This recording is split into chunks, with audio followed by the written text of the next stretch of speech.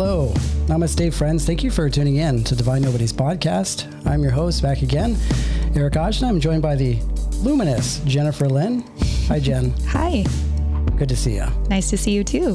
Thank you. It's good to be back. We had a really amazing show last week. We did. Yeah, it was fun. We took a really deep dive into the Akashic Records. Yeah. We even learned the words to the intro to our theme song. We did. How about that? Did you get a chance to listen to that? Yeah, I did. It was awesome. Good. We had a moment. We did. We had a moment. Yeah. It was definitely good times. How was your weekend? My weekend was interesting. Really? So, yes. So, you know how I was crying about not being able to go to Burning Man? That's right. Yeah. We talked about that last episode too. Well, you know, the universe delivered. Yeah. So it listens. So Yeah. Transformer blew up about 7 houses down and Really? we had no power for the entire weekend. And it was way. over 100 degrees inside our house, like for 3 days straight. We had no electricity, no Wi-Fi. We didn't have shit. So we had the generator to run our refrigerator and that was it. And you looked at Jeremy and you're like, Jared, there's only one thing that we have to do at this point. Just strapped on the animal onesies and had a party in the backyard. Yes. Yeah. So you guys had to sleep in the backyard. Right? Yeah, we just slept in the backyard because our room was like hotter than the devil's dick. I mean, It was hot up here. That's hot. It was hot. Because there's hot and then there's that level of There's hot. that level I of couldn't hot. even imagine because this last weekend was one of the hottest, right? Oh, it was, yeah. It's like 114 where I was at. I think people maybe closer to the valley were at like 120. Yeah, it was triple digits for sure. And that was the first time I saw in that the sort of the weather thing on the phone that it was like unhealthy breathing conditions. Like, what is that like? Well, I can tell you what it's like to sleep in the backyard unplanned, and that wasn't fun. In an animal onesie? Yeah, so we had the dogs, and the guys were working on the pole trying to get the transformer back up, and they're working all night long. I felt bad for them. Yeah. But the dogs would hear them start talking or banging on something, and then they start barking. So I didn't really sleep in the backyard. I got cat naps in the backyard. Yeah, cat naps. Yeah. Hey, but you know what? We're going to make everything right with this episode. Yeah. Because we have a very, very special young lady in with us today. She's actually been reading tarot for almost 5 years, professionally reading for a year. She works with many different clients. She's an intuitive and also channels. She's got a lot of these really amazing channeling abilities. And she provides tools, clarity, healing, and insight when reading, whether that be through relationships, traumas, inner child work, even past lives. Ooh. We talk a lot about past life stuff. We dive deep into the past life stuff that may be playing out in this lifetime. So everybody, thank you. And let's welcome Mrs. Tyler Victoria. Hi, how's it going? How you doing? I'm great. I'm happy to be here. Oh, we're happy to have you. Yeah. Thank you for coming all the way down from the Costa Mesa. Costa Mesa was a far drive. Yeah. No, it was good. It was good. Minus the fact that there's a lot of chaos going on in the world. Passed by an accident, so Oh, wow. fun. I imagine, Yeah. I mean, you're an intuitive type of person, so you're probably very empathetic too. Totally. So especially right now in the world, I imagine there's a lot of energy that you're feeling. Oh my God, 100%. There will be days where I just need to completely decompress, and that is a part of my own personal practice is having that downtime for myself just to be able to recharge. No matter what. Yeah. So what are some things that you normally do to compress and kind of ground your energy? Gosh, it could be super simple as like literally just sitting. Like when I first wake up, I know you're not supposed to still be in bed, but I stay in bed and I'm just like, you know what? I'm existing right now. Try not to look on my phone. Just check in. How am I doing? What do I need right now? Yeah. How does my body feel? Yeah. Is there any tension anywhere? What can I do to relieve that? So on and so forth. It could look pretty endless. And then, starting my day with a cup of coffee and, I like how you say just existing. Because that's what you need to do. Yeah. Especially when, I can tell both of you guys are individuals that came here for soul evolvement, right? That's why you chose to participate in this lifetime as the existence that you are. But there are people out there that literally their life purpose is just to exist. Yeah. So if I could have a taste of that, that'd be cool. And then I'll do all the work, Yeah. Yeah. You got to have ways to ground. Yes. I mean, you especially when you're a tarot card reader. And I mean, of course that encompasses a really large realm of things because automatically you're in the realm of just intuitive healing and channeling work. So when you're around so many different types of energy, I imagine you kind of have to do a lot of clearing on yourself. Yes. Right? Yes. So that it's so true. It's so true. And I like to say, like, when I start reading, it's like a light switch that turns on. And so it's like being this vessel to essentially how readings work is like, whatever comes up is going to come up. Your guides are working with me. Your higher self's working with me. Spirit's working with me. And whatever you need to know in this present moment, I will share with you. And usually after readings, I like to take a moment just to ground, right? Grounding is really important. Whether that be like holding on to my trusty black tourmaline or just doing some breathing exercises, you know, spending time outside. That was something that I did during this quarantine, was turn my whole patio into an oasis with like a little garden and everything. Yeah. So I spent a lot of time there, but yeah, it does. Awesome. We did the same thing to our backyard over quarantine. Yeah. Turn your patio into an oasis. Yes. Well, yeah, it was kind of like an overgrown jungle, but now it's, I wouldn't call it an oasis, but we're getting there. You're getting there though. Yeah. You got the little Buddha back there. We got some Buddhas, some fountains and shit. Yeah. We got some stuff, some water features. Yeah. And some crystals. And spiritual stuff goes down in her backyard. Yes, it does. Tell you. And in this house. Yeah. And inside this house. Oh my gosh. Yeah. Like stuff. Yeah. Nothing recently. So we're good. Yeah. Yeah, we had been nice and quiet lately. Yeah, we won't go too much into it, but she comes from a lineage of Rosicrucians.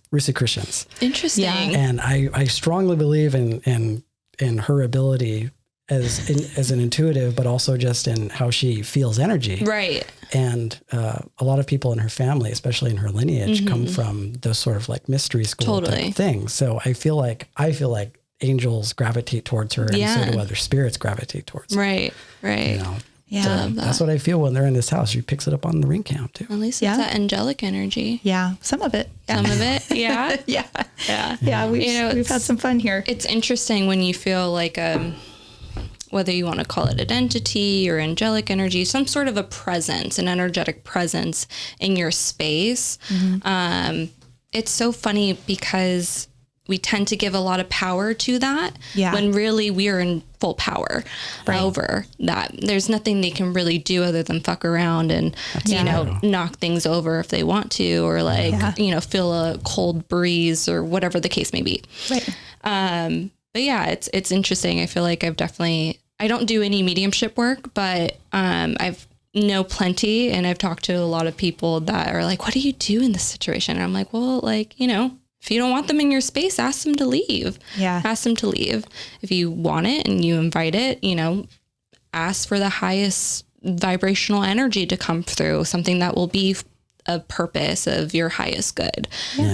There's somebody that needs to make it reachable in that way, because I think the first thing that people think of is like, I shouldn't touch that place. Yeah. Like somebody else has got to do it. Yeah. You know? But I'm really big advocate for, just really understanding that even those energies in those other alternate realms are still created by source. Totally. And they still have that ability to feel love. And absolutely. So it's more about redirecting that energy. Totally. So the fact that people can take those matters kind of in their own hands, I mean, look for assistance if needed. Right. But most people don't know that they themselves can just move that energy It's true. around, It's true. Actually in 2017, even though I'm not a medium, I did take trance mediumship with Michael Mayo, and he's incredible. Like, he's literally gone to all of the, Arthur Finley in Europe and studied mediumship.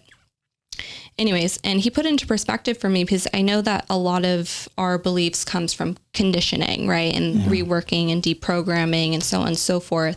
Even though I didn't grow up in a heavily religious household, I actually had the freedom to choose what I believed in, which was awesome. Unlike my mother growing up in a very heavily Catholic home, right? And so anyways, long story short, there was always that preconditioned notion of like bad energy and negative energy and good energy and demonic energy or whatever. And even though it was very conflicting to me, I didn't understand what it was until Michael Mayo put it into perspective. It's like, when a spirit passes, when someone passes, or energy, it is unconditional love. Spirit is unconditional love. It's, and then it completely shifted. And that's when these little incidents would happen. Like one time I was at my store, at Awakenings, and I was closing up for the day, whatever the case may be. And this whole bookshelf, just like all the books flew open, like just onto the floor. I just look and I'm like, oh, I see you. Okay, cool. And like the girl that was like, I was helping out, she was like, I'm like, no, you're good. You're good. Don't worry about it. The store is safe. There's good energy in here. They're just fucking around with us, you know? Yeah. They're trying to make their presence known. Yeah. And I also feel like if you're going to venture into that work, I mean, obviously it takes a lot of courage for somebody to get into that.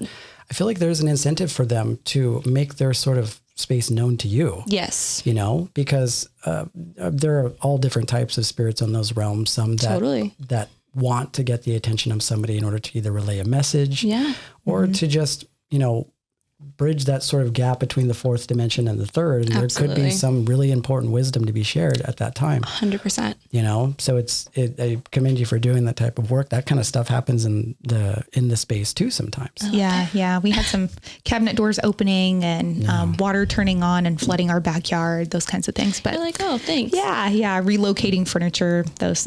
Oh, lovely. Yeah. But we're all good now. Things are good. We cleared the space out. That's good. They're christening our space for the podcast. Yeah.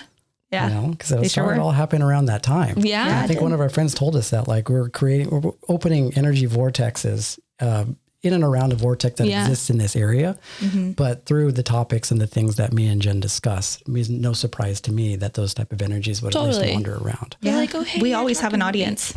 Yeah. We can't see them, but they're here. Exactly. They're like celebrating you right now. And they're like, oh my God, you're talking about me. Yeah. Cool. Yeah. You know? Yeah. So we're always really interested about how these sort of journeys come about, right? So how did you know that you wanted to get into this type of work? I was starting from, you know, maybe when you were a child. Totally. A lot of those sort of intuitive abilities. My journey, you know, in my early adolescence started pretty rough. I was clinically depressed, on antidepressants therapy, all that stuff. And I was living in a very, very dense and dark space mentally and emotionally.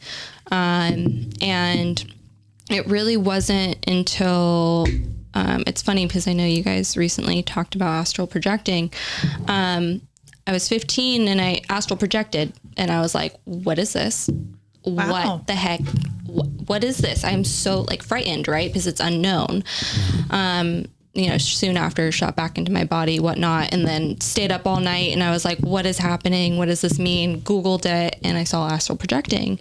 And so dream work actually kickstarted the journey into spirituality for me. And, you know, since then and being exposed to this community in this world, you know, you kind of deep dive, and like what I like to describe it is, it's like this tree, right? And all the roots and the branches are just like, it's a part of one thing, but they branch off into different areas, whether it be yoga or meditation or Kundalini or tarot or readers or psychics and all this stuff.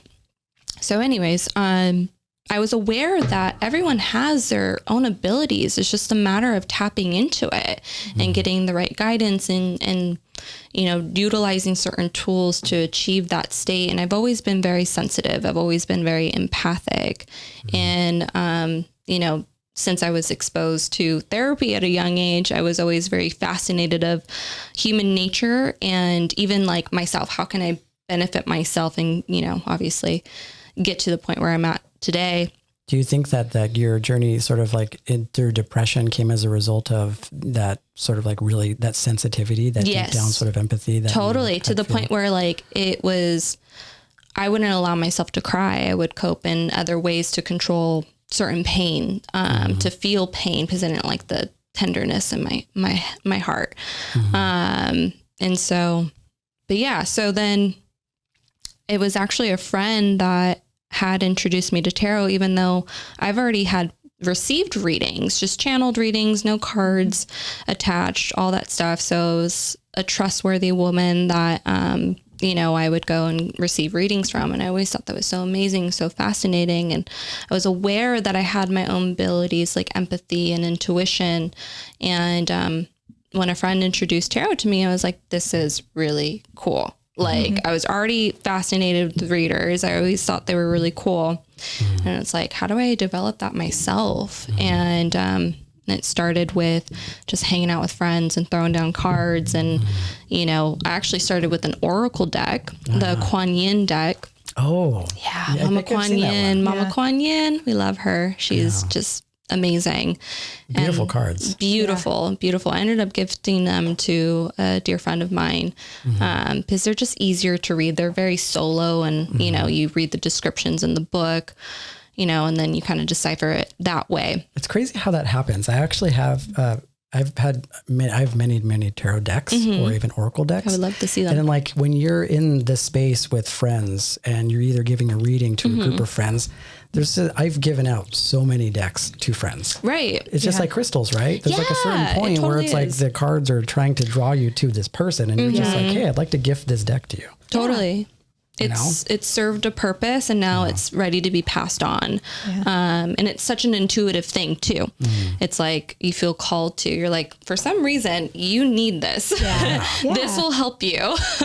It was the Earth Magic deck was the one that I gave away the most. Oh, it's a beautiful deck. I mean, it only has the one words, but they're like various different like scenescapes of nature. Yeah.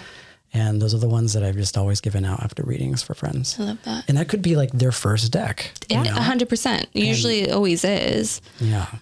What was your first deck? My first deck. So my first tarot deck, oh gosh, it was like something dream. Like you could literally find it at Barnes & Noble. I picked it up from Barnes & Noble, and it's a lot of these really pretty, like lavender tones, and the artwork is just beautiful. And like, that's the thing. That's how I choose a deck. It's an intuitive process where it's like, okay, you're coming home with me. You want to work with me. Let's do this.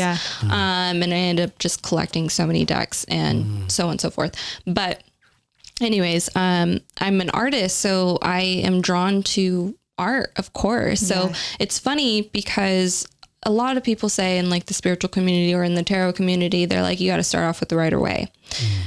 Not drawn to the Rider Waite. I've always been more pulled, and I feel like my abilities to give such great readings is through the different artists that and authors that work with creating this deck, right? Oh, I love that. I love that. You bridge the gap between like your art and then that's totally. That's cool. And it's funny because like before even like, I think it was like in high school, everyone's like, what do you want to be when you grow up? Literally from like, I think the moment that someone's able to comprehend like what that means.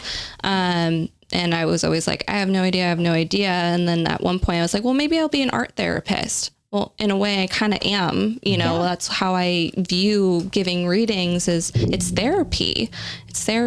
And of course the artwork is within the cards that I hold. I love that. I have the same kind of connection with cards. If they're really, really beautiful, I'm like more drawn to the artistic ability of the cards. I bought a set of cards, just because I was interested in spirit animals. So I bought the spirit animal deck, but the art on it wasn't really that great. And I saw the outside and I was like, I'm going to go ahead and order it anyway. It was from Amazon. So, and it was like one of the add-ons because I had other cards in my deck, and it's like, you can add this one on for $5. You're like, I was like, okay, it's worth $5. I'll go for it. And I got them, and it was like, wah, wah. Oh no. I They just didn't speak to me at all. So I still have them, but I need to give them away to somebody that can appreciate them. I like how you said the add-on, because I thought to myself, like, you can just create a card for Sancho, like her dog, and then just throw him in there. Yeah, little add-on. So you're giving a reading to your friend, just pull the Sancho card. So cute. It's almost like the Fool in the tarot. Yeah. Yes. You know what I mean? Totally. Little innocent one. But I agree with one other thing when it comes to the oracle cards, I feel like just in the same way that sort of the Bible is this antiquated sort of kind of wealth of information, spirituality naturally evolves. Yes. You know what I'm saying? Yeah. And if there's anything that can make something more practical, especially for the generation that we're in, I mean, we can't expect everybody to dive deep into the Rider deck. Totally. And I feel like people obviously don't have the time now, but they should have access to that information. So I feel like those oracle cards are speaking to a younger generation. Totally. And like, don't get me wrong. Like I definitely see like the Gen Zers are coming in and they're so fascinated with the tarot decks and the crystals. And in a way it's a trend, but then it's also like, I view it as in, oh, that's how they're stepping into their own spirituality. Yeah. And going back with, spirituality, it's not linear. No. It's one of those things where there's going to be a lot of dips and dives and curves and forks in the roads and so on and so forth, but it's all for a purpose. That's true.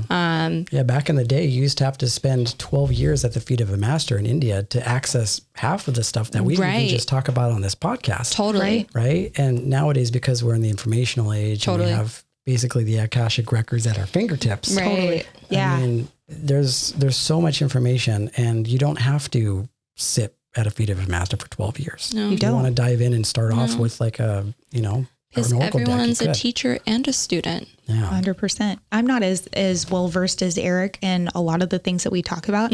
So if we have a topic, I will watch a couple YouTube videos, maybe read a book during that week about our topic for the following week to better educate myself. So since this podcast, I think for me, this podcast was brought to me as a way to learn. Yeah, absolutely. It's a way for Jen to remember what she already knows. Yeah. You know what I mean? Totally. Yeah. So how did you, and I'm interested in your journey into overcoming depression, because of course in my younger years, I was also one of those people. Totally. And I know a lot of, empathic people that are very sensitive that have gone through the same thing. So the first thing for your parents to kind of move you towards is SSRIs and selective serotonin reuptake inhibitors. Yeah. Got the clinical thing now. You got it. That was good. That was correct. Right? Knew more Jen's than a I nurse. did. Oh, there you go. She knows. That's She right. corrects me when I get my medical terminology. I wouldn't even know where to begin. I don't even remember what medication I was prescribed. Yeah. And we can go into that because I have feelings about prescribing stuff like that to children. Yeah. Right. So what was the catalyst for you to kind of overcome that and I guess reach higher to that light? Well, the thing about me is that even at a really young age, I had to grow up really fast. Part of it was choice and part of it was circumstance. And since having this experience at like 13 years old, feeling every emotion, but then blocking it out at the same time and not essentially wanting to be here, I dealt with that alone and no one knew about it until, my Latin mother took me to a doctor's appointment because I couldn't sleep. Obviously one of the side effects of depression. Right. And the doctor saw my scars and was like, what is this? And my mom was like, what the hell is going on? And, obviously it was, scars on your... And my coping mechanism at the time, because I didn't want to feel pain unless if I can control it. Yeah. It was too unbearable. It was too much. Yeah. Right. Which is crazy because like as an empathic person, that can definitely be a thing, but never to that extreme in most cases, but in some cases relatable. Right. It was your attempt to solve a problem. Yeah, totally. Feel. And I relate to that because I used to also do the cutting too. Yeah. Right. Yeah. And I used to, the number of excuses and different things that I had to tell my parents. I actually told them I fell into a rose bush one time. I told my grandmother that too. Really? It's just like me and rose bushes just don't get along. Yeah. Sorry, Grandma. All Sorry, of a sudden family. my balance is off when I'm hanging around with rose bushes. Which is ironic because I love roses. Yeah. So no, I hid them pretty well, but that was the one and only time I've ever had them exposed, on my arms. Yeah. And there weren't a lot, but there were enough. And, soon after the doctor was like, okay, like here we have a solution. And, later that day, my parents are still together. So, my dad was just like, all right, we're going to get you help. Like, let's do this. It's going to be okay. We had a heart to heart and started therapy. And therapy, I will say I'm a big advocate for because, and one, I was very lucky. I grew up in San Diego, had my first therapist there. When I moved to Orange County, I had my other therapist. And even later in my life, I had another therapist. And, they've always made it a safe environment. And I love the unbiased advice where there wasn't a pressure or a stigma or a conditioning or a projecting upon, well, you need to do it this way. It's like, no, here I can relate on an empathic level or sympathize in a way, but not only that, but I'm going to give you tools to work with. And, I remember when I moved up here, I was 15 years old and still struggling with the depression, still on antidepressants. I bet you were listening to the most beautiful music though. Oh my gosh. Well, in middle school, I was a scene kid, so I was listening to a lot of Screamo. So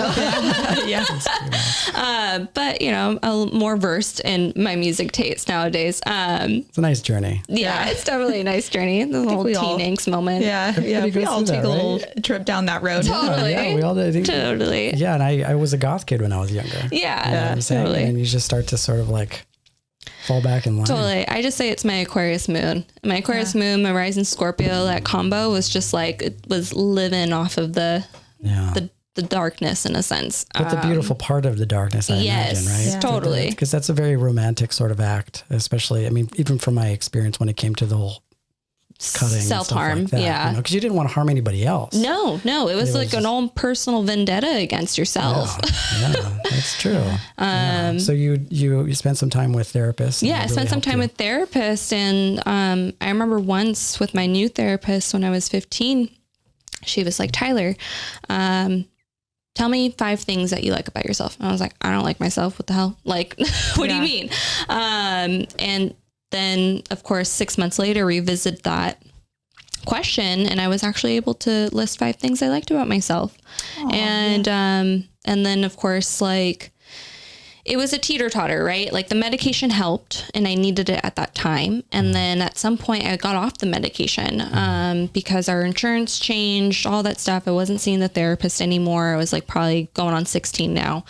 And again, 15 years old, I had this astral projection blasted off into this other dimension. I was like, what the hell is this? And then I researched meditation and how to do it again, and like, you know, all this stuff. And then I found awakenings while I had an awakening. It's a lot of different things happening. A lot of different things. And then spirituality actually really, you know, saved my life as a whole. You know, I saw the moments that it led me to this point. And then of course, going into my past lives and stuff, I was like, oh, these cycles definitely played out in this lifetime. Oh, this makes sense. Oh, this makes sense. Yeah. You know, and I feel like, you know, everyone has that dark night of the soul moment, you know, more than once in their life, but it progresses into another level, another ascension, another activation where it's different than the first time you have it. You're just like, what is happening? This is scary, and this is uncomfortable, and this is the unknown, and it feels like the whole world's on my shoulders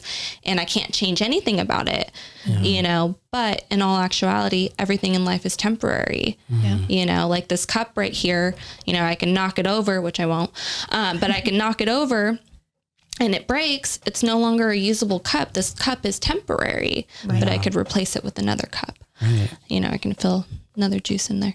Yeah. The interesting thing about, and I look at this sort of progression that people go through when they're children, which is obviously there's an innocence that we're born into. Yes. And then once we're subject to a world that's kind of the opposite of that, we go through that sort of almost dark night of the soul as children, right? Oh, Where yes. we start to realize that the world is not as, at least at that point, it's not as innocent as, or it doesn't support, like sort of like the health and well-being of like a child. Totally. And we have to adapt to these unhealthy behaviors. And that's when we get into those unhealthy coping mechanisms. Because when you're a kid, you don't know how to sort through this. It's all that inner child stuff, right? you so know? you kind of hold on to it. And everybody, I feel like, and it kind of makes me think of, okay, maybe that's just a part of like the chakras journey from the root to the 1,000-petaled lotus, right? Totally. So what advice could you give, considering that you've been through that process, to somebody that is younger and is going through that darker sort of like move? Yeah, totally. I mean, my advice is,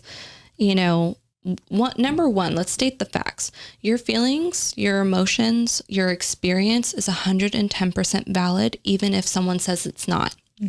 Someone else's feelings and emotions and process or etc. is valid to them too. And to bring in more softness and gentleness into your life, and understand that, you know, everything is temporary, including the emotional wave they may be enduring, or, you know, the darkness that they may be feeling. And any way that you can take those baby steps into better progression into your own mental health or emotional health and your own nurturing. Nurturing is so important, you know, and to be compassionate to yourself, not only just others. And it's not a selfish thing. It's not. It's self-love. It's loving yourself. Yeah, I love that. And I think that's really, really important is validation, right? Yes. Because I think of validation when someone says, validate my feelings, to me, what comes in my mind is this person wants to know that they exist to you.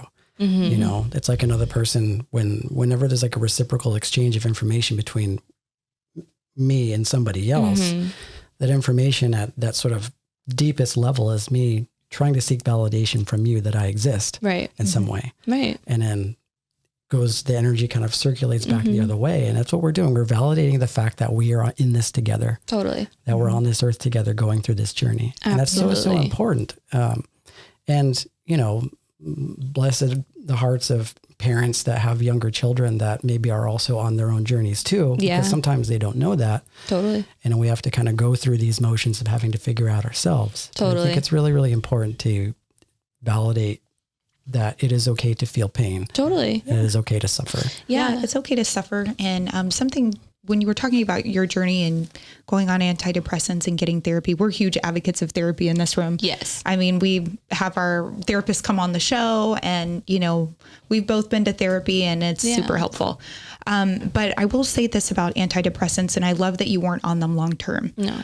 They're not meant to be a long-term solution. Definitely All not. they're meant to do is to round the corners and take the edge off. Yeah. You Exactly. really have to do the work in therapy to get to where you need to be. The medication alone is not going to do it. 100%. And when parents just shove medication down their kid's throat and don't take them to therapy, it's an injustice. Like, it's just, they're not going to get anywhere. Yeah. Marianne Williamson has that book From Cheers to Triumph, which is about the overprescribing of SSRIs to young kids. And a lot of parents do it as a result of like, oh, I don't know what to do about this. And Totally. A lot of parents don't have the time to I go don't have that time deep. to deal with this. So Right. they're like, here, go ahead and take sorry. this. But that stigmatizes it. That says to a child that they shouldn't be feeling what they feel. Yeah. That their feelings are not valid. That their feelings are not And that, valid. why should I be here? You know, like Yeah. But it's like, it makes me think of depression. That is like a human condition. it is. You know, it's almost like the greatest catalyst. It was for you, right? Yes, 100%. Like I don't regret any of the experiences that I've ever had. I can look at it big picture and see, oh, that's why that happened. Yeah.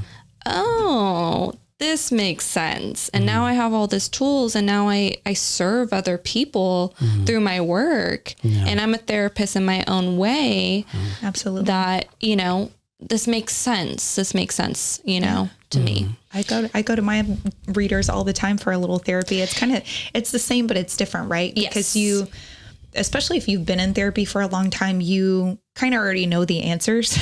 Right. It's just doing the work to go through and ask yourself the questions and give yourself the answer. Totally. But it's kind of nice to get it from somebody who's reading your cards and you're like, shit, I knew that. I'm glad she said that. There's more insight and perspective. And it's like, it's so funny because I feel like almost every time that I work with my clients and after reading, especially a first time reading, I'm like, okay, this is the time that, you know, if you have any questions, ask me questions. If you want further insight, ask me. Or if you want to comment anything or whatever the case may be. If it doesn't resonate, it doesn't resonate. Let me know. But in this case, it's always like, wow, you really called me out my shit, but I appreciate that. And this is something that I was aware about, but I just needed to hear it from an outside source. Yeah. Again, that unbiased advice, because it's truly unbiased. It's just like, I'm here we go. I'm reading what the cards are saying. I'm tuning into your higher self and your guides and spirit and what you need to know. This is your time.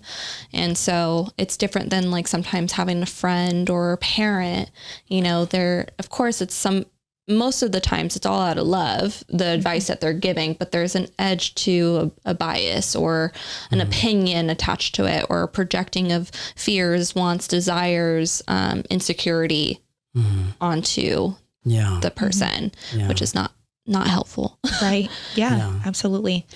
So after you do a reading, do you remember anything that you tell that person? So if they ever call you again, just by opening their cards, can you remember them or remember anything about their past reading, or is it like a blank slate? Well, luckily for me, I have a really good memory, kind of like an elephant. So for the most part, so especially like my girlfriends, right? You know, we do readings all the time. Like one of my friends, she's also a tarot reader. And then my other friend, she's a Reiki healer and she's an intuitive as well. And learning to channel readings as well. So we'll get together on like a Friday night or whatever the case may be, drinking wine, whatever, having fun. Then I'll throw out the cards. I'm like, all right, this is what's going to happen, or this is what you're working through. This is right. And then a few days later, a few weeks later, they're like, Tyler, like what? It's like, he came through. He came in. I'm like, okay, what happened? You know, like I told you, like, oh my gosh, like, you know, but with a client, it's a little bit more professional that way, but it's like, yeah, like for the most part, I will remember generally the whole sum of it because it can go anywhere for 30 minutes to an hour long reading. Yeah. That's a lot of information. Yeah. So I always recommend, if possible, especially for in person, but I know right now it's kind of hard. So everything's through. I try to do it on Zoom so they can record it on their phone. I ask them to record the reading so they can look back on it and see, you know, what came up for them. Or if there's something that they missed that they need to like write down. I always give them homework, you know, if I feel called to it, I'm like, here's some homework, work on it. Here's some tools. Like, yeah, I love that. I used to work with this woman in the hospital and she was a very clear psychic. I mean, she would say things to patients, to other people that we worked with, just kind of like out of the blue. And she wouldn't say, oh, spirit told me to tell you this. She would just be like, oh, I'm so sorry about your grandmother, to like strangers. I mean, all the time. Oh my God. So I asked her, I said, we were working together. I said, Liz, are you psychic? And she said, yeah, you could tell. I was like, yeah, I could tell. And she did a reading for my friend Heidi and I took notes because she was just talking and talking and talking. Totally. Like it's almost like you black out. Yeah. That's exactly how she described it, that she just blacks out and starts talking. And I found notes from that reading, and this was in like 2012. And I found notes from that reading like just a few weeks, like 3 or 4 weeks ago. And I was reading through them and things that she said made zero sense at the time. I mean, everything that she said has happened since then. And I thought it was really interesting. So keep your notes. Yeah, keep your notes. Keep them and keep them for a long time because it could be years before that message comes through. And the thing about readings too is like that can most likely, if not majority of the time, happen. And like the thing is, it's like what I noticed with readers, it's like, and I was talking to my friend Anissa about this. She's a tarot reader as well. She's like, we're talking about timelines and reading timelines. And for most cases, it's like when I read, it's like, I'll read it in the present tense almost, or if I do feel like strongly something's in the near future is coming through, like sometimes randomly, like this has happened a couple times in separate readings, but it's like, for some reason, this full moon is going to be really important for you.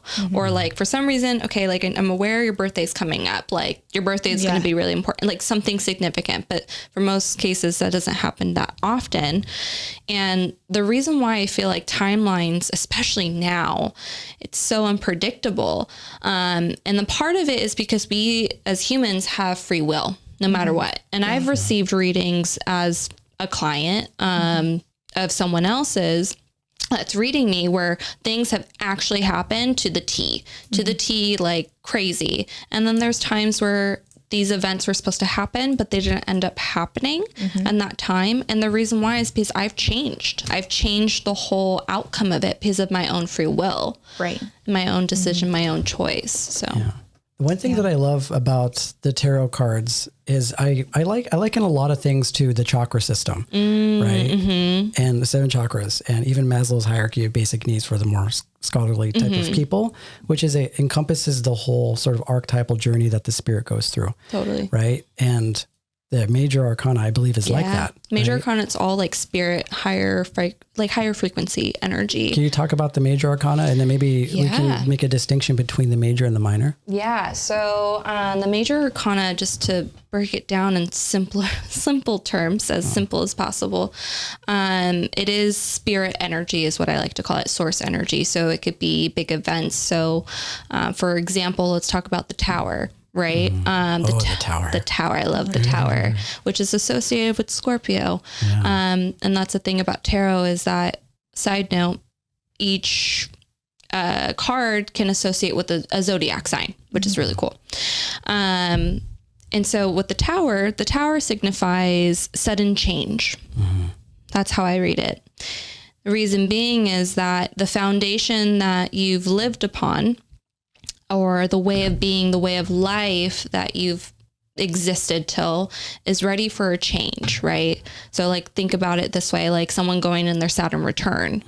It's like, that's a shakeup, especially if you haven't done the work. Yeah. Like your world will crumble because the foundation's not solid. It's not solid. It's based on, you know, beliefs that are not yours, or preconditions, or just, oh, I know I need to do this, but like, you know, I want to be this way, you know, but that's not a part of your path. And so when the Tower comes in, I look at it as a blessing. It's basically change is coming, and that's okay. Yeah. And it's funny because going back to like the whole topic about, you know, antidepressants and therapy and depression and all this stuff, being a person that didn't like change, I had to learn how to like change. Yeah. Understanding that even the Tower can be very temporary, you know? Yeah. When I say this a lot when we're on the podcast with Jen, where it's like, whenever we go through either a dark night of the soul or some sort of catalyst that involves sort of like that symbolism of the Tower to take place. Yes. It's like we think that source is going to come in and just sort of rearrange the furniture, but it's just going to burn your shit down. It's going to bring your shit down. You know? Sure is. And so then people funny. see like the Tower card, and this, I was one of those people when I was really young. It's like when people talk about tarot, you see the Death card and you see the Tower, and you're like, and then you also see the devil. You see the devil, and you're just like, what is this witchcraft? Yeah. Right. Exactly. But then you know, you get into it, and then the Tower, I see it as transformation. It is. It's one of the most beautiful, more graceful type of experiences. And the same thing with the Death card, right? Absolutely. It's funny. Even in the deck that I currently use is the Tower. Of course, it's crumbling down and it's, you know, burning, whatever, and someone's flying out of the top of the tower, or whatever the case may be. And there's an eye on there. I'll show you. There's an eye on top, and it's like illuminating and cascading over the tower that's crumbling. And the way I look at it is like that spirit watching this go down. And in a way, it's kind of like, you know, this has to go down. And it's really about your perception and your mindset of how you're going to take it. Right. You know, either you're going to be really bitter about it and, you know, whatnot, or you're going to look at the bigger picture of like, okay, I can understand that this is not working for me anymore.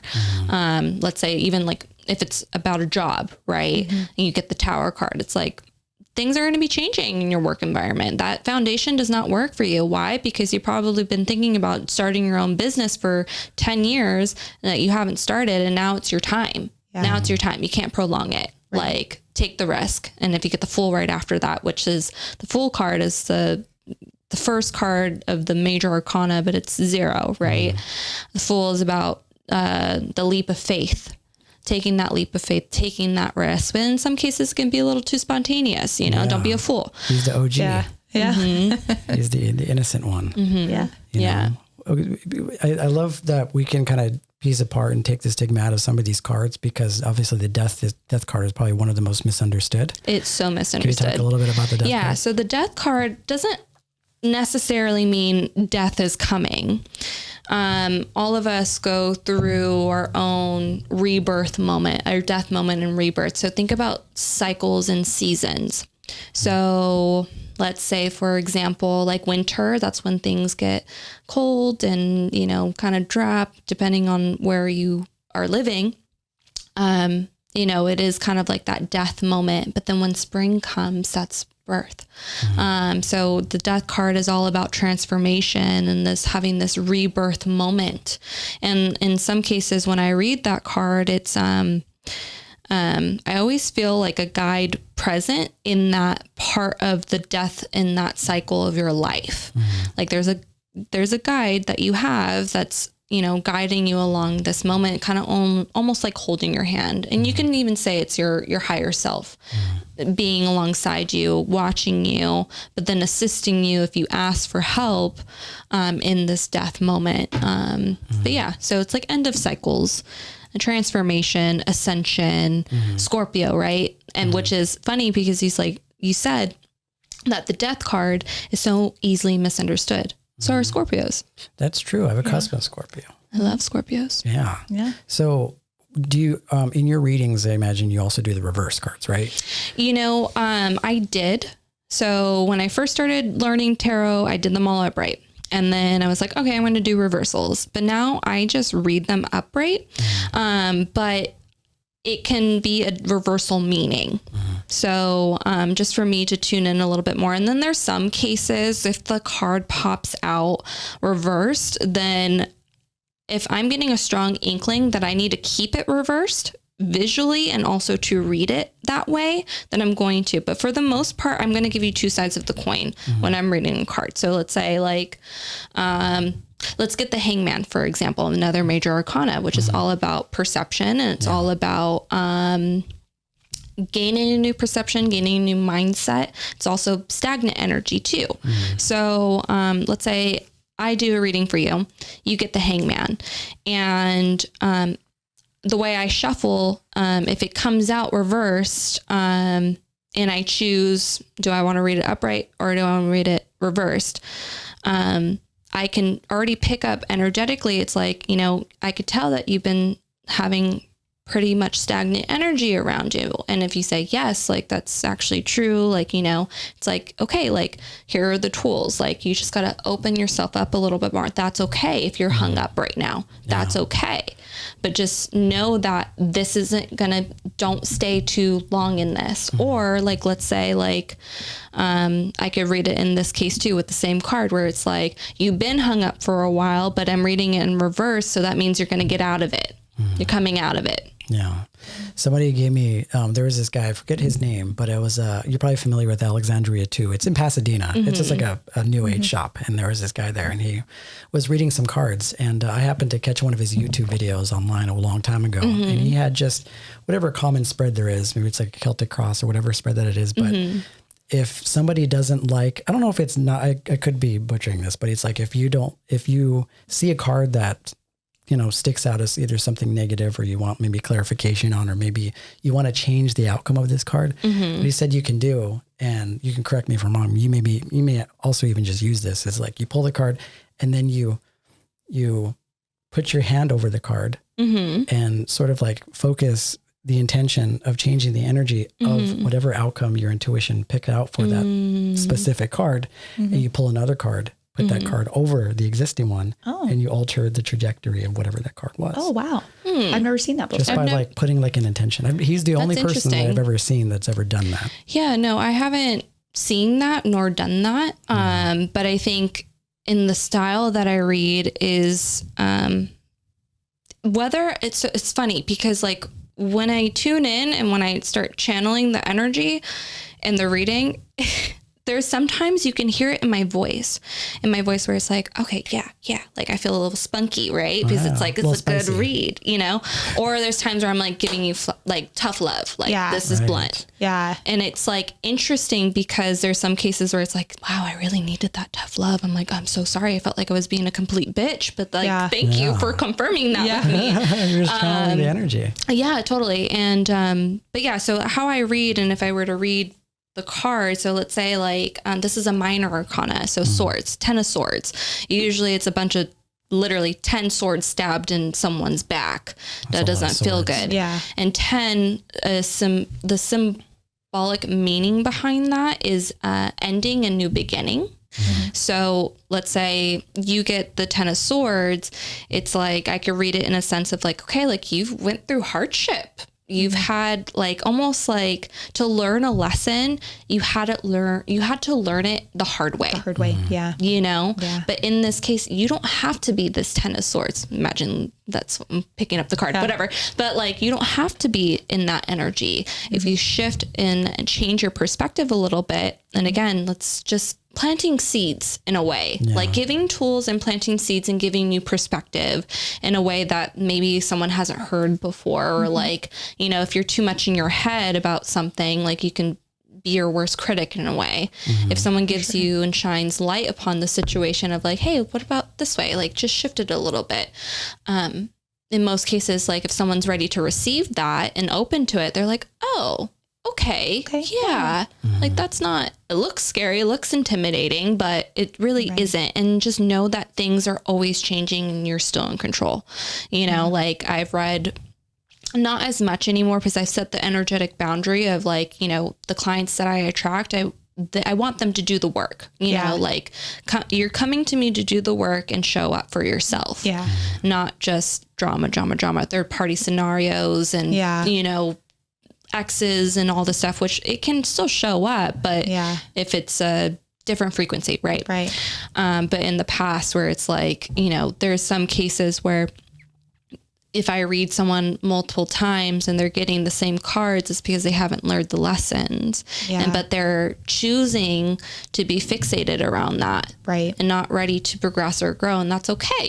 You can take your time. It doesn't matter how fast you get to the end of the race. You know, it's as efficient that you need to. And if that's how you learn, then that's okay. But know that it's okay. You don't have to stab yourself over and over again to create a wound, heal the wound, and then do it again and again and again. It's like, come on, like there's better ways to approach it. Oh, for sure. Yeah. I like that you use when you talked about channeling different types of emotions when you're delivering a certain type of message, right? Because there are people that are balanced with their masculine and feminine energy. And there are some people that just need to hear a really, really tough, you know, type of message in order to really absorb the information that you're trying to give. And then there's some people that just like need that little gentleness, gentle nudge. You know what I mean? Well, totally. Yeah. I think that's super important. So it's nice that you're able to do that. Yeah. It's interesting because it's such an unconscious thing. It's just, it ends up just happening that way.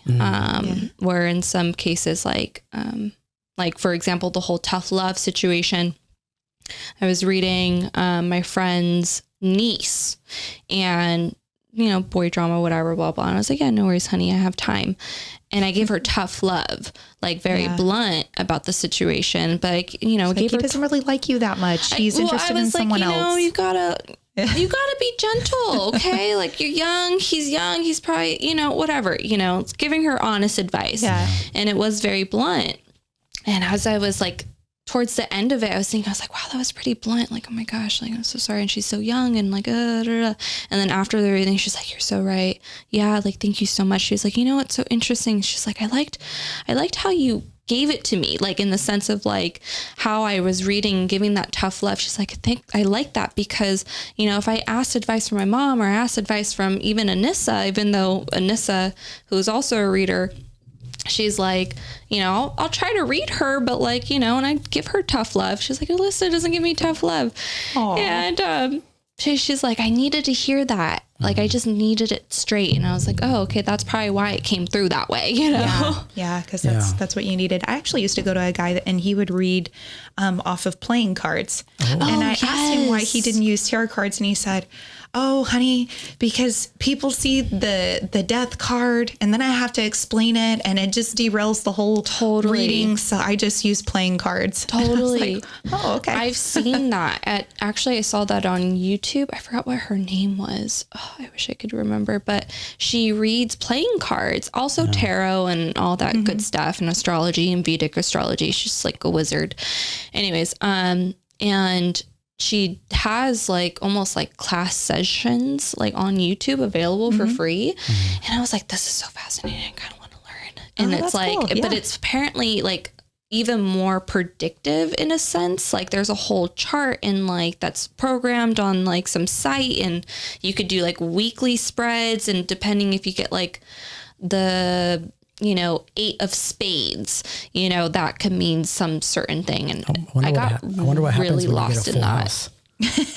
I wonder what happens when you get a full house. Oh, I don't know. Maybe that means you're going to win the lottery or something. Really cool. Like, I don't know, like prosperity, who knows? Yeah. But yeah, it's very fascinating. And then, years ago, a friend of mine, his mother, she's from Iran and she was taught how to play with playing cards or not play, excuse me, read with playing cards. And she gave me a reading before and it was so fascinating how quickly she flipped through the deck and so on and so forth. And I was already reading tarot, but I was like, this is so out of my realm and like I can have an appreciation for it. Yeah. You know? Yeah. I love getting readings from like, I used to go to this Turkish lady, and she would read the coffee grounds. And she was so cool. I mean, runes. her accent was super, super thick. So I would have to really listen to understand what she was saying. Yeah. But she dropped some knowledge. She had some pearls for sure. Yeah, I love that. I love those little really things like scrying, like interpreting the water. Yeah. smoke. Have you ever heard of candle magic? Candle magic? No. Is that like reading the smoke in the candle? Or is it the light? The flame. Yeah. So that's something that I've been recently doing. I've been That sounds very Game of Thrones. Yeah, I know, right? The Red Queen. It's so funny. It's like, it was one of the things that spirit guided me to. And I was like, this is interesting. And it probably has to deal with like my past lives. I was a witch in past life. I was a high priestess in a past life in Egypt and like, whatever. So I was like, oh, okay, that makes sense why magic has always been something really important. And that's showing up later in my life to just kind of re-tap into, because my soul's already experienced that. Yeah. And so with candle magic, it's super like intentional. Like you can engrave, depending on the chime candle, like depending on like what chime candle color you pick, like it's associated with something. So like black is like releasing like negativity or transmuting or protection, or white can be, purifying or whatever, higher energy. You can engrave your intentions into it. You can anoint it. You can put herbs on it. You can dress it, whatever, or you just literally simply have a candle flame lit. And I'm fairly new to it. So it's one of those things that it's still knocking. So how things work with me, it's like if I get synchronistic signs where I'm like, oh, I see you. Okay, cool. And then I go about my day. It happens in threes. If it happens frequently, like 1, 2, 3, it's like, okay, then I have to do it. It's one of those things where I'm like, okay, spirit, I see, like I have to do this, but well, you have to report back to us next time we have you on the episode. Absolutely. Totally. I love that. Obviously the Oracle decks and the Oracle cards and the tarot is becoming widely more acceptable now. Totally. Right. So what advice could you give to somebody that is interested in kind of buying their own deck? Yeah. Right. And totally. Venturing into, I imagine they probably start with Oracle. It's the less sort of overwhelming because there are so many cards in the tarot. Like, totally. What can you say to somebody that is interested in that? Put your doubts aside.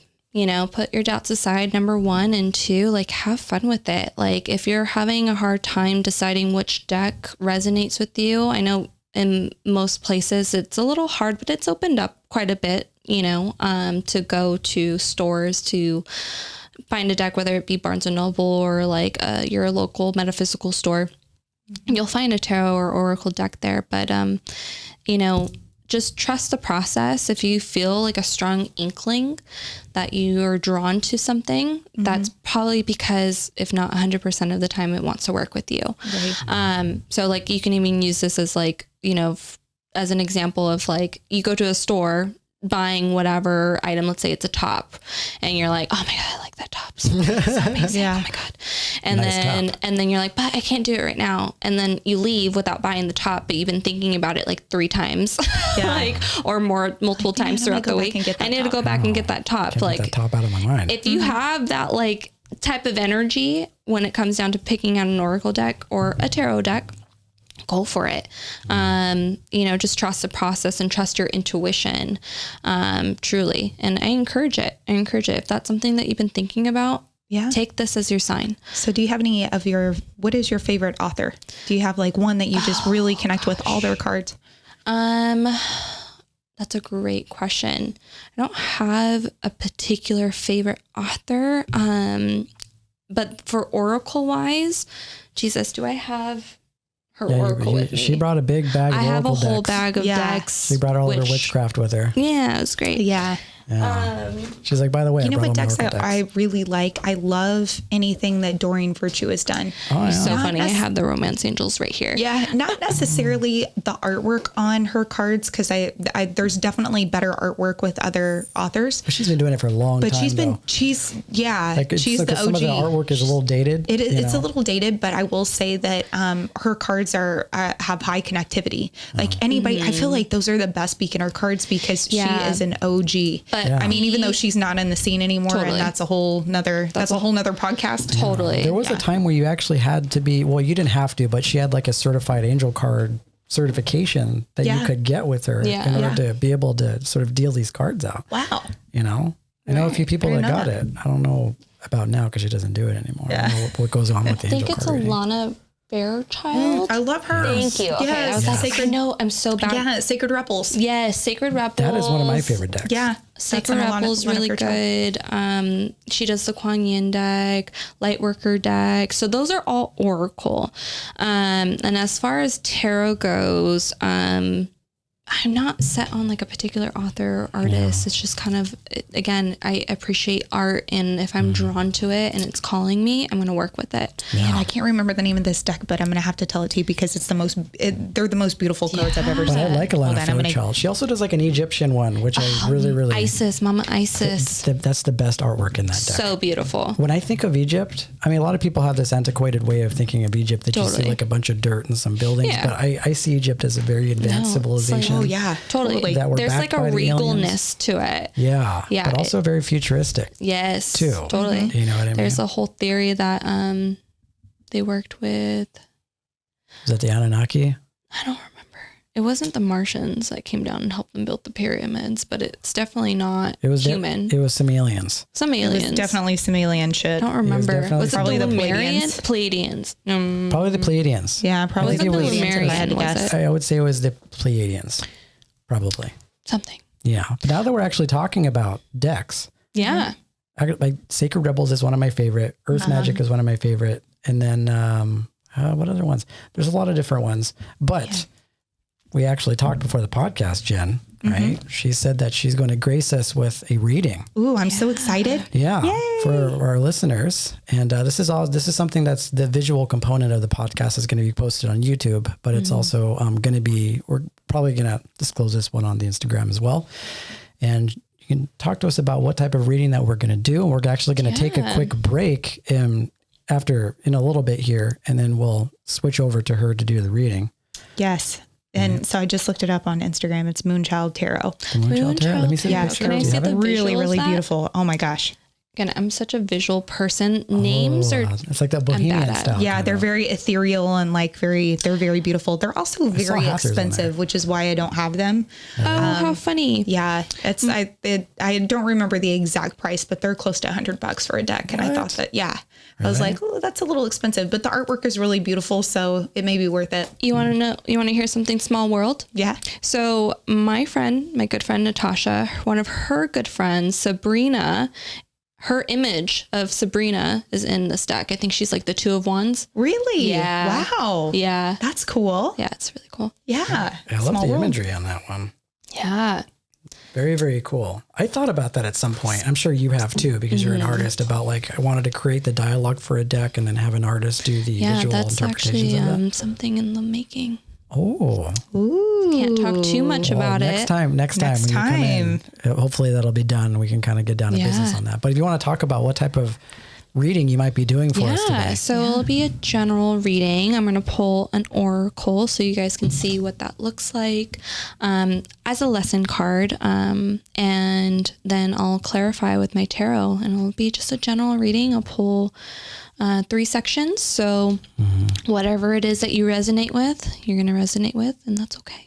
And that's okay. Yeah. All right. I like it. So we're going to take a really quick break. And after we get finished with the reading, we'll kind of circle back around, close everything out. Sounds good. Okay. So all right. Hold on tight. All right. We're back. We have Tyler Victoria. She's going to do a reading for us, Jen. I am so excited. And for everybody else that's also listening and watching. Yeah. Yes. So you can go ahead and start. Yeah. So we're going to do a general read. So I'm going to pull an oracle card in 3 rows. So it will be divided by, one reading, another reading, another reading. And you can pick 1 through 3 and it'll be your reading. If it resonates, that's awesome. If not, maybe look back to the other readings that I've done previously or after, see if that resonates more with you. And then after that, I'm going to clarify. So we're going to go down to the lessons of them.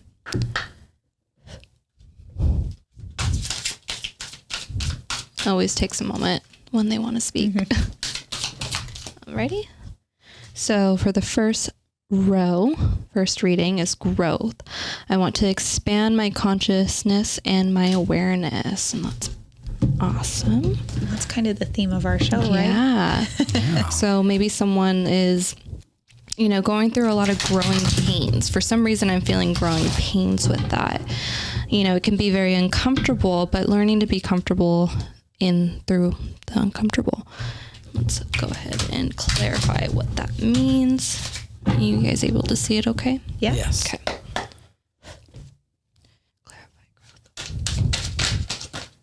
Alrighty. Ooh. Perfect. So we got the Wheel of Fortune, and then we also got the Tower. Yay! Oh, we were just love talking about the Tower. Wow. So, if this resonates with you, this individual is going through a lot of immense growth to the point that it is stretching themselves quite a bit. But it's learning again to align the consciousness and the awareness of understanding that, this is a crucial point in your life. Maybe because with this Wheel of Fortune right here, you're completing a cycle is what I'm seeing. You're completing a cycle and entering a new cycle, and good fortune is coming your way. Or I could read it this way too, where it's like you're being called to grow, to evolve, and to move through and go through some changes that you may have been thinking subconsciously or something in the back of your mind, depending on your circumstances into your life.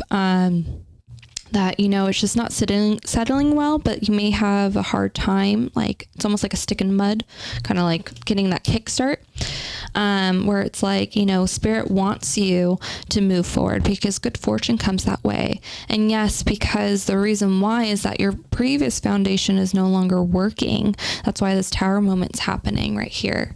But know that through the sudden change, you are fully supported. So do not worry, I encourage you to, step into this growing period, and to embrace growth in its entirety, because you can gain a lot of value in that and a lot of good fortune, with the Wheel of Fortune right here.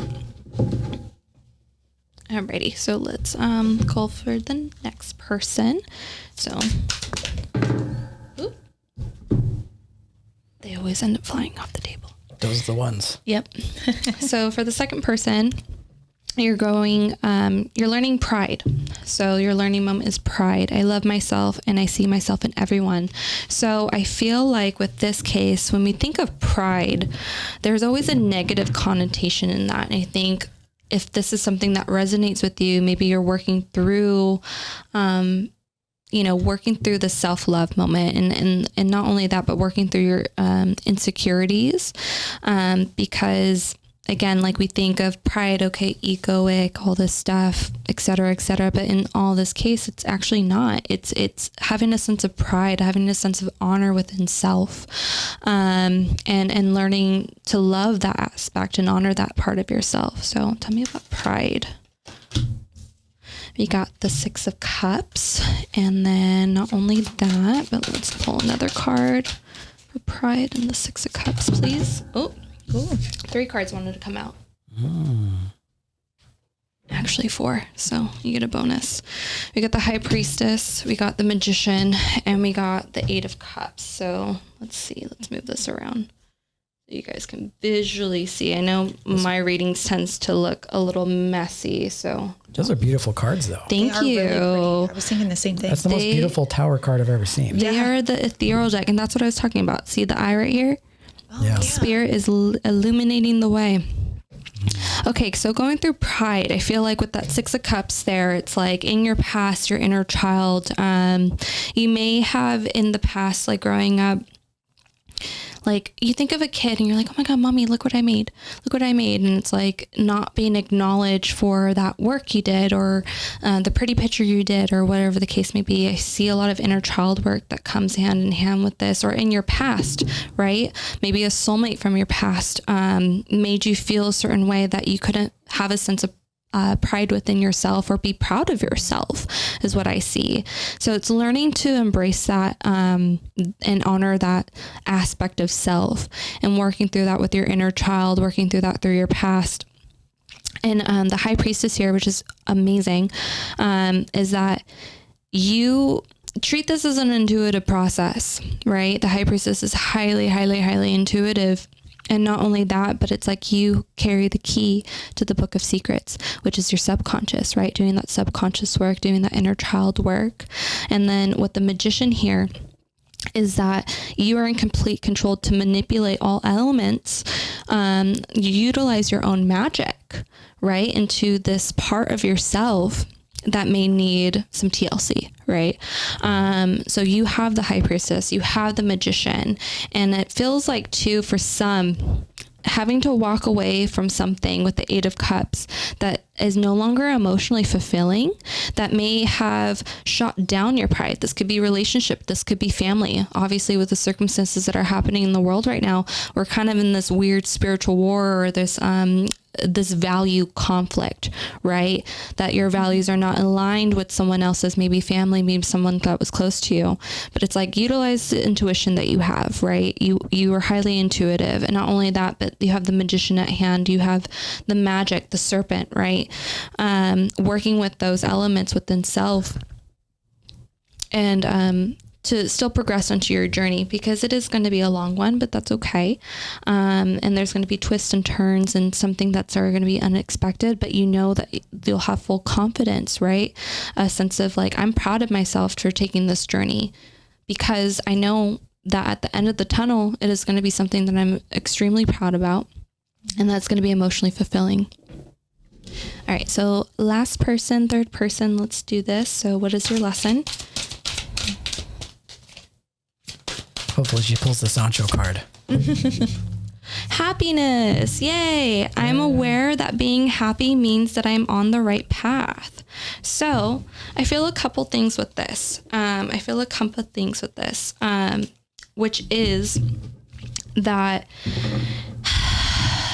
I feel in some cases with individuals that are feeling the pressure of the world, it is hard to enjoy certain things, right? Where it's like, if I'm happy, then it's like, well, what about like the people, like, the Black Lives Matters movement, or the, what's the wrongness in the world, or everything, right? But it's like, don't devalue your own happiness. Like, spread that awareness, spread that positivity. It's okay to be proud of yourself and your own joy, just simply bringing and inviting more joy into your life. Let's clarify that. Happiness. Tell me about happiness. That is so true. You almost feel guilty for being happy right now. Yeah. Right? I've actually really enjoyed quarantine, and I don't say that often, but I really enjoyed the lessons and the learning and the being at home, the slow down. Do you want to know why that you enjoyed it? Because the overall energy is purpose. Ooh. It's purpose is I know what I am here to do. It's like, you understand the silver lining of like the quarantine. Right. I get it. Man, there's so totally many good things that are coming from quarantine. It's happening, coming in hot. Yeah, seriously. Okay, so we got the Two of Swords. Oh gosh. Ooh, a lot of communication. Okay, so sword energy. I'm gonna pull one more, just because I feel called to. One more card, please. Happiness, Two of Swords, and the Ace of Swords. Take this. And then we got the Devil. Okay, so we got two cards we talked about tonight. Yeah. The Devil and the Tower. See, I love the synchronicities. So what I'm feeling here is that there is a crossroad, right? I feel like there's a decision that needs to be met. And the reason being is like, again, that feeling that guilt, right? The guilt where it's like, crossing that heart, right? Where we feel the joy, right? We feel the emotions, right? Any type of emotions where it's like, you are kind of guarding that, where it's like, you don't want to feel selfish for feeling a certain way, but it's like, it's needed to be communicated. I feel like the fact that there is a lot of doom and gloom that's going on in the world, it's like, we need to celebrate more of the joy of life through the silver lining, through the chaos. We need to celebrate, these human experiences, these accomplishments. So once you aligned the decision, right? Align your mind and your heart and expose this, this feeling, right?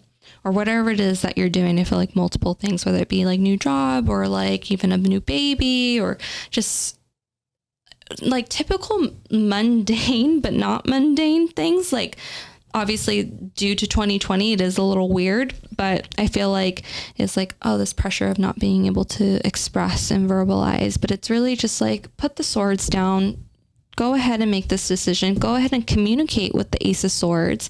And what I see with the Devil here is that I see it more as like this bond, right?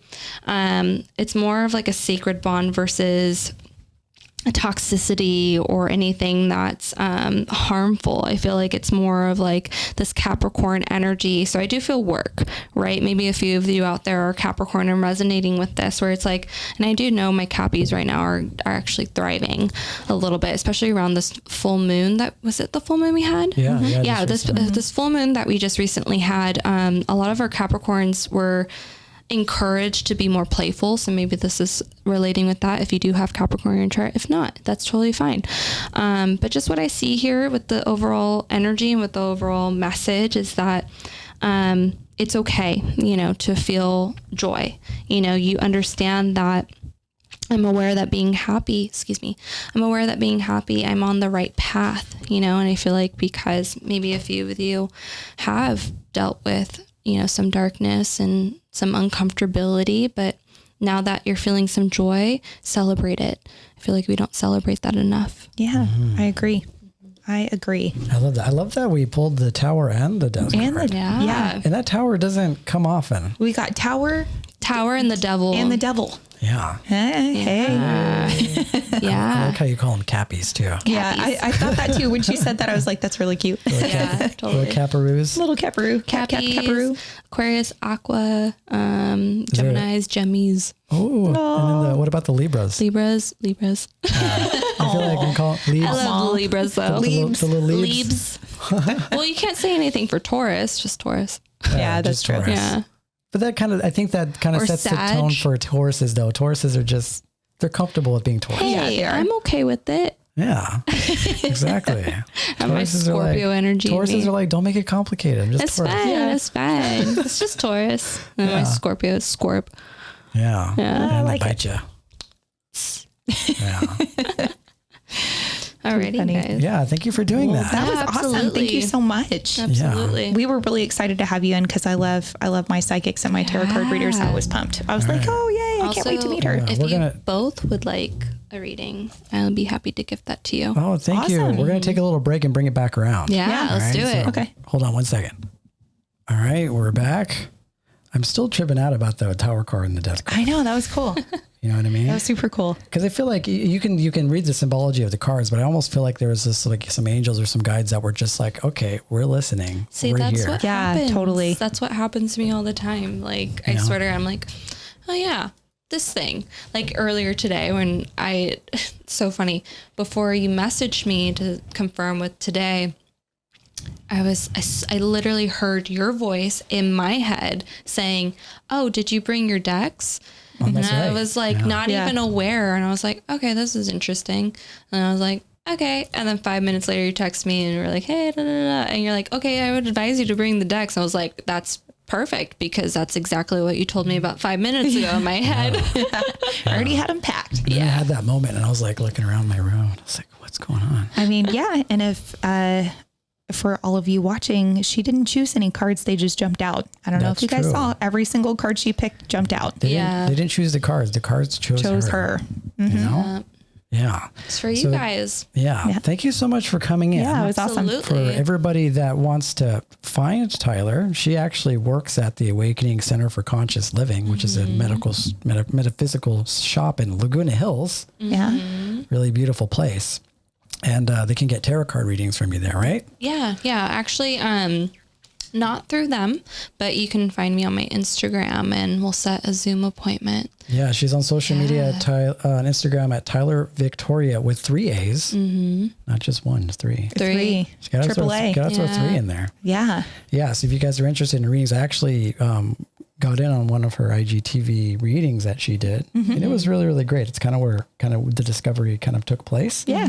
And there were a lot of people on there that really, really appreciated the energy that she was giving, and then the reading as well. Yeah. You It was know, fun. I It was agree. fun. I agree. I don't do them often, but hey, Hey. I'll do some general readings or whatever the case may be once in a blue moon. Yeah. Yeah. It's good to have you in. We're going to have you back. Yes. Yeah. Just about talk about just Yeah. the journey that we're on. You know what I mean? Yeah. Definitely. And then we want to hear about the secret you have too. That's true. Because I love secrets. Secret and divine timing, everyone. Yes. Divine timing is very important. And divine timing. Thank you, everybody, for tuning in to Divine Nobodies podcast. You can look for our podcast, of course, on Apple Podcasts, Spotify. We have the visual aspect of it also on YouTube. And she's very pretty, so you guys want to check out our YouTube. Yeah, definitely. But we just got added on to iHeartRadio. We sure did. Yeah, so if you guys are on iHeartRadio, look for our podcast, the Divine Nobodies podcast. And you could also go directly to our website at www.divine-nobodies.com. Like and subscribe. Also, just send us a review. Also, send us a message. Let us know what we're doing. If there's anything you'd like us to talk to you about. Thank you so much for joining us, Tyler. Yes, she was wonderful. Thank you. Yeah. Thank you. And thank you all for listening. Have a good evening. Namaste. Namaste, friends.